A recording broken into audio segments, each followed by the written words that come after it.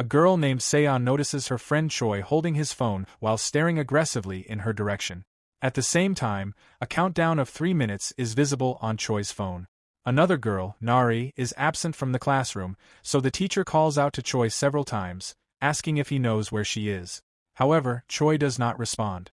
Choi is too focused on waiting for the cooldown to end so that he can make his next wish. But before the cooldown finishes, he suddenly begins to act strangely. His body starts moving on its own, as if he is possessed by something sinister.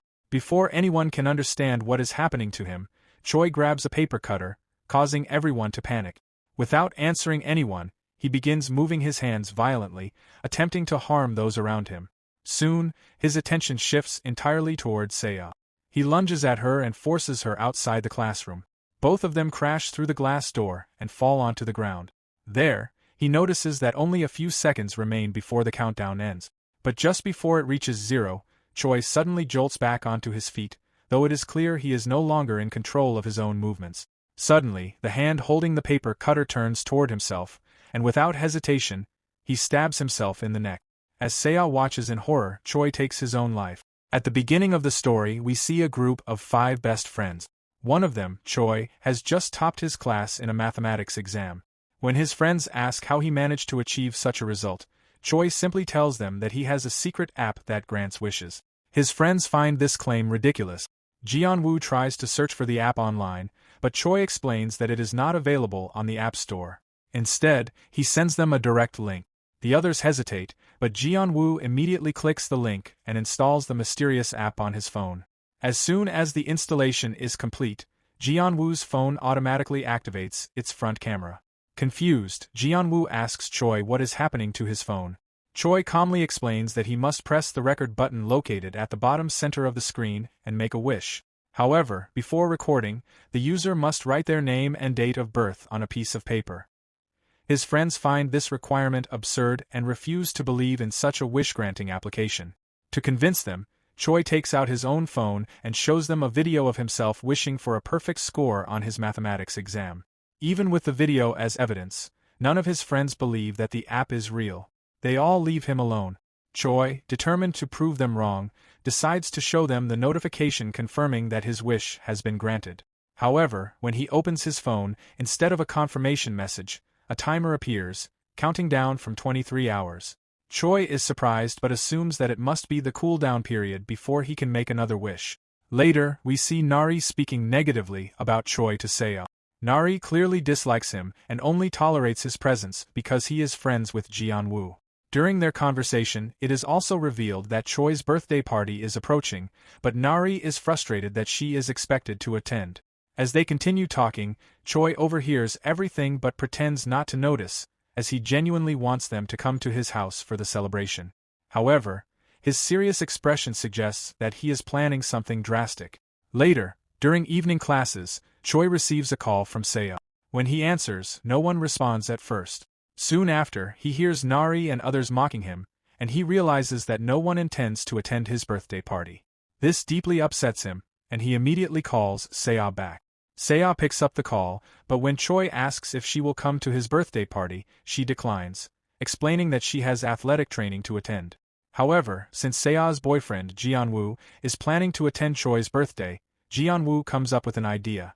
As a joke, he writes Seiya's name and date of birth on a piece of paper and uses his phone to record a wish on the secret application, wishing for Seiya's training session to be cancelled. Although Jianwoo and Seiya treat this as nothing more than a joke, the mysterious application begins to function, setting events in motion to fulfill Jianwoo's wish. The next morning, we learn that Nari is absent from the class, while Seiya notices Choi holding his phone and staring aggressively in her direction. At the same time, a countdown of 3 minutes is visible on Choi's phone. Another girl, Nari, is absent from the classroom, so the teacher calls out to Choi several times, asking if he knows where she is. However, Choi does not respond.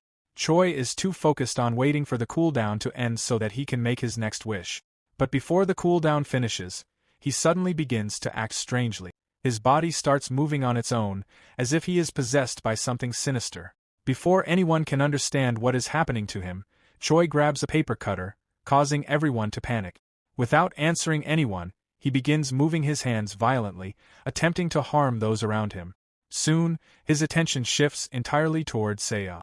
He lunges at her and forces her outside the classroom. Both of them crash through the glass door and fall onto the ground. There, he notices that only a few seconds remain before the countdown ends.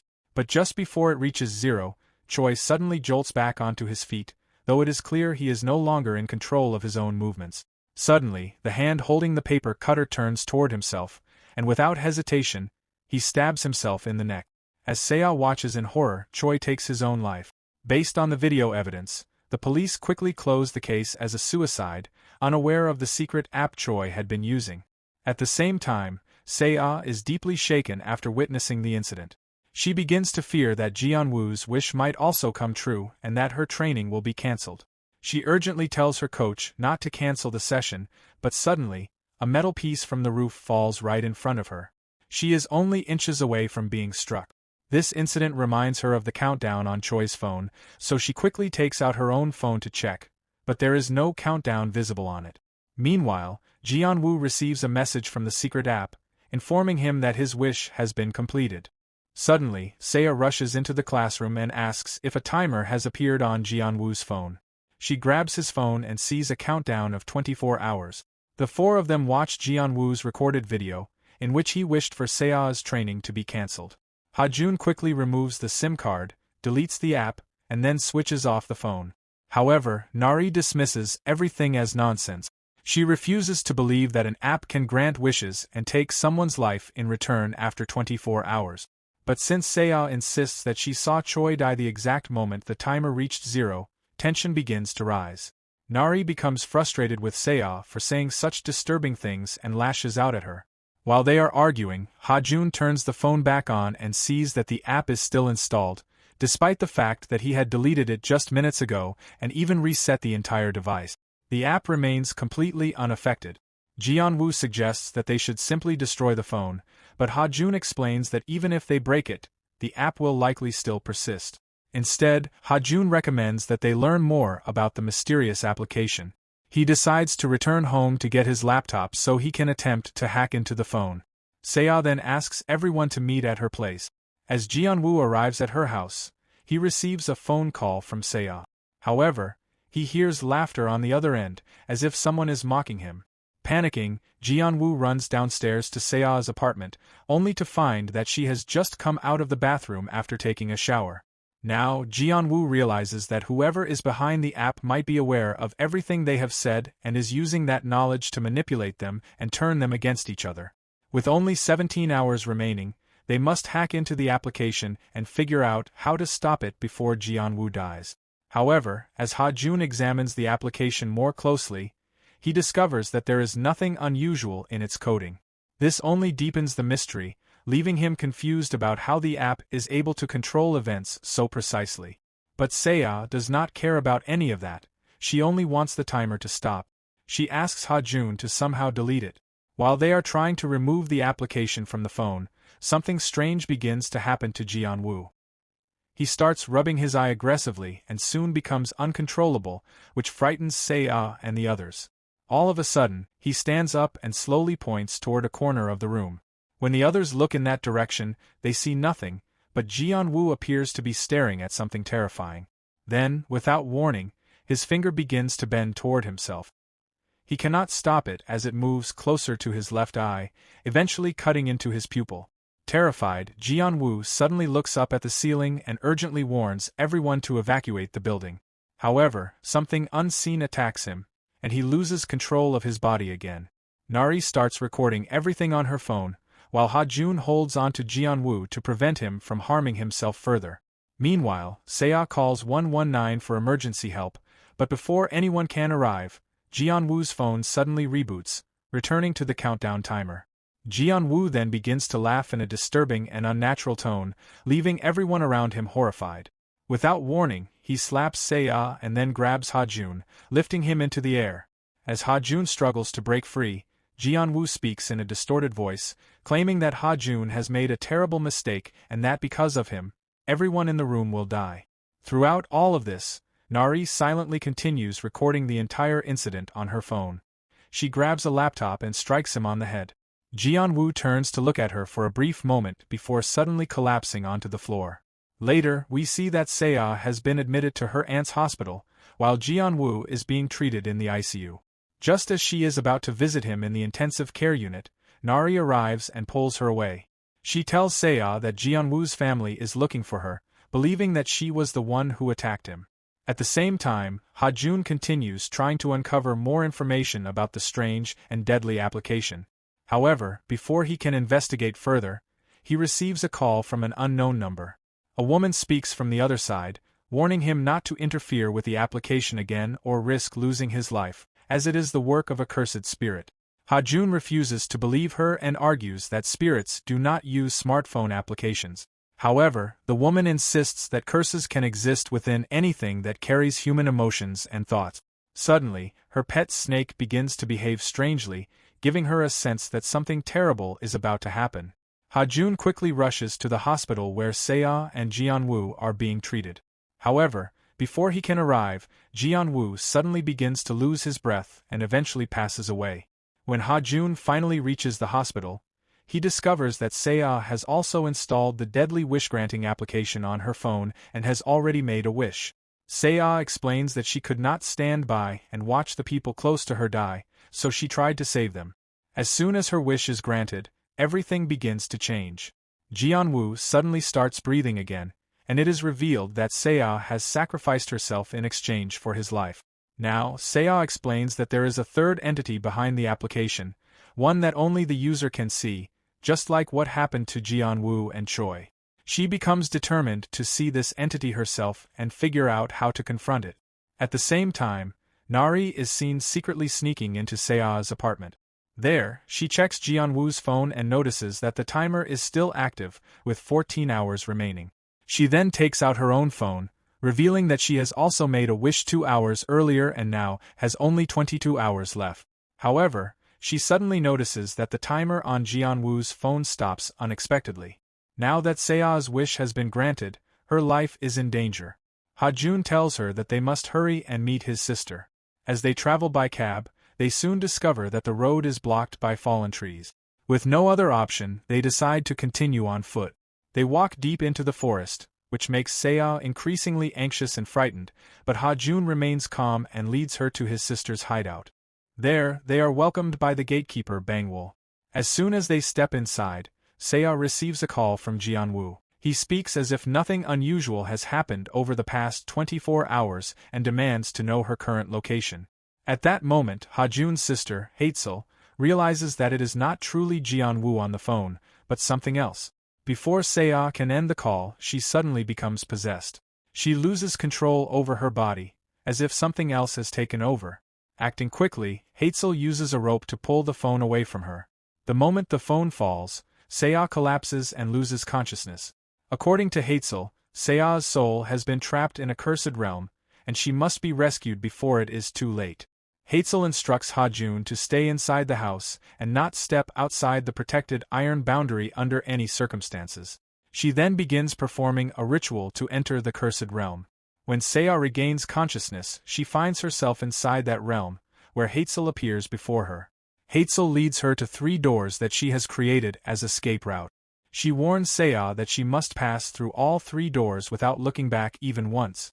If Seiya turns around and sees Hazel, then the entity will also see her, and the escape doors will disappear, trapping them in the cursed realm forever. To maintain a connection between them, Hazel ties one end of a thread to her own wrist and the other end to Seiya's wrist. Seiya steps through the first door, which leads her back to her school. She tries to remain calm as she walks forward, but soon notices a door opening by itself. Curious, she approaches it but finds no one there. As she prepares to leave, she remembers the warning not to turn back, so she begins walking backward instead. As she continues, she suddenly bumps into something. It is Choi. However, he is no longer the person she once knew. Terrified, Seiya begins to run, while Choi chases after her. Seeing him brings back the traumatic memory of the incident at school. But soon, she realizes that the real Choi would never behave like this. Gathering her courage, she runs forward and passes through him, eventually finding the exit to the first door. After Seiya successfully crosses the first door, Bangwoo lights the second incense, opening the next path. Seiya soon finds herself standing on a roadside beside a wrecked car. She immediately recognizes it as her parents' car. She recalls the accident that took their lives when they were returning home together. However, she cannot afford to linger. She must pass through the second door before time runs out. Suddenly, her mother appears and tries to make her turn around. Seiya understands that this is not truly her mother. Ignoring the illusion, she runs forward with all her strength and opens the door. Suddenly, she wakes up and finds Bangwol and Ha-jun sitting beside her. Hazel is nowhere to be seen. Bangwol explains that Hazel is resting after rescuing her. But then, Bangwol suddenly urges Seiya to look behind her, claiming that something is standing there. At the same time, Seiya hears Hazel's voice from behind, warning her not to listen to them. Meanwhile, Ha-jun begins to act strangely, similar to how Jianwoo behaved earlier, and tries to frighten her into turning around. Overwhelmed by the pressure from both sides, Seiya finally gives in and looks back. Because of this one mistake, the entity is now able to see Hazel. Soon Hazel begins to take damage. Now she must fight her way out. As Seiya is stuck in the last door of realm, we see that the thread tying Seiya to Hazel has turned red. Before something bad happens to her, Hazel throws an arrow from the shadows and cuts the thread. Then she grabs her hand and runs forward in order to escape away. Suddenly the mysterious girl appears all of a sudden and tries to harm Seiya, but Hazel shields her and takes her through the door. They finally come out of the cursed realm with minor injuries. After Hazel recovers from her injury with the help of her magical snake, she begins to explain more about the app. This deadly wish-granting application is created by the curse spirits. In order to delete this application, they must find something called Meihyung and destroy it. Meihyung is basically an object that is connecting the human world to her realm. According to Hazel, that object is the red phone they saw in the realm. Now Seiya must go back to the city and bring that phone. Meanwhile, at the same time, Jianwoo sneaks away from the hospital and returns to Seiya's apartment, but there instead of Seiya, he finds Nari. Nari lies that Seiya's aunt asked her to bring something to the hospital. At the same time, Ha-jun, Bangwol, and Seiya begin investigating Choi's online search history from the day before the mathematics exam, hoping to discover where he obtained the deadly application. However, they find nothing useful. Suddenly, they receive a call from one of Choi's secret friends on Discord. This friend appears to have been close to Choi, and according to the conversation, Choi had asked him to bring something, but they still do not know what that item is. Meanwhile, Jianwoo is searching for his phone at Seiya's apartment, unaware that Nari has already taken it and is now pretending that she has no idea where it is. On the other side, Seiya, Ha-jun, and Bangwol decide to meet the person from Discord in order to learn more about what Choi had been involved in.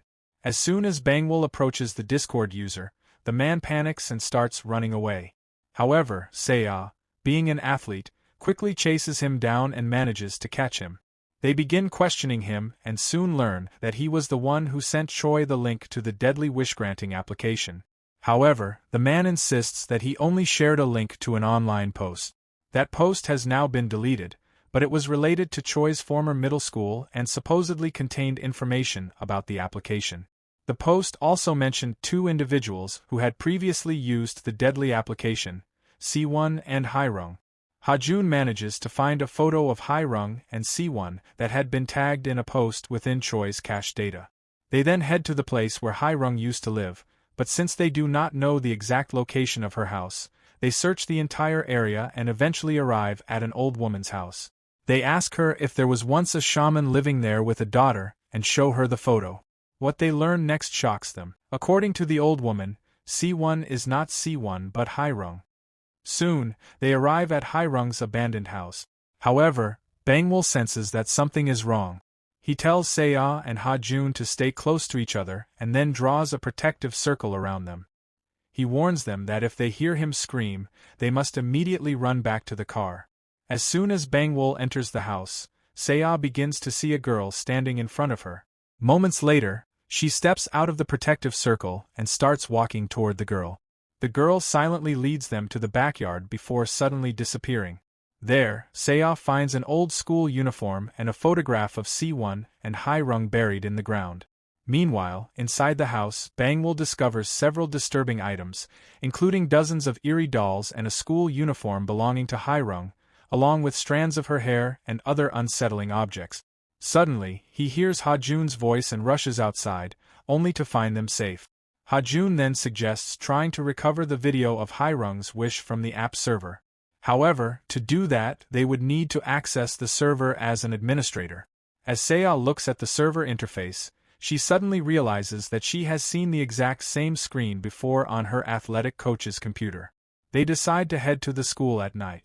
Ha-jun and Seiya sneak into the coach's office, and since Seiya already knows the password the coach frequently uses, they attempt to log in.